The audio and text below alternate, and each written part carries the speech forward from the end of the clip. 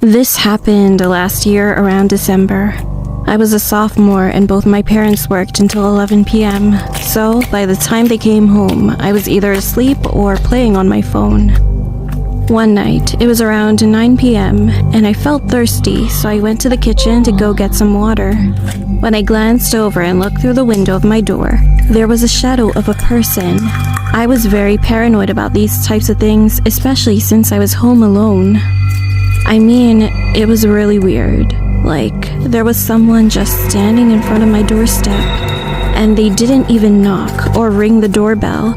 So I went to the front door slowly and looked out the peephole to see who was standing there. And what I saw was heart-stopping. It was a man in his late 30s or early 40s. He had blood all over his shirt and face, and the worst part was that there were two more men behind him. They looked younger than him. I thought that I was probably going to get robbed or even killed. As I was slowly backing away, I heard one of them whispering, "One of you go and see if the back door is open." I immediately rushed to the back door before the other man could, but fortunately, the door was locked as usual. I then ran upstairs and called the police. They wanted me to stay on the phone with them, but as soon as they said that, I could hear the back gate being crushed. I was frightened, but tried not to scream as hard as possible. However, not long after, I could hear both men trying to break the front door too. I realized that they managed to come inside, so I ran into the bathroom and locked myself in there. At least 3 pairs of footsteps were barging about the house. Eventually, they were going to come upstairs, so I opened the window, getting ready to jump. One of the men was coming upstairs slowly, and each footstep was getting closer and closer. And that was the moment. He tried to twist the doorknob to open the door, but as it was locked, he knew. He yelled to the other man, "Someone's hiding in there," and he continued turning the doorknob violently. Again, I forced my hands over my mouth so that I wouldn't scream. I literally jumped out of the window into a bush. I hurt myself a little bit from the fall, but there was no time to hesitate.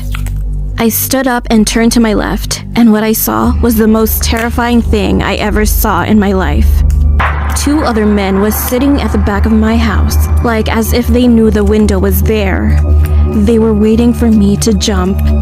I was frustrated when they both stared right into my eyes. However, I immediately ran towards the street as fast as I could, and those 2 men started chasing after me.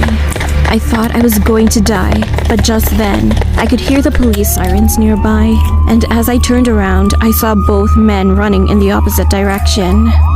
One of the cops found me, and the other cops ran straight ahead and chased after them. I told them that there were more in the house.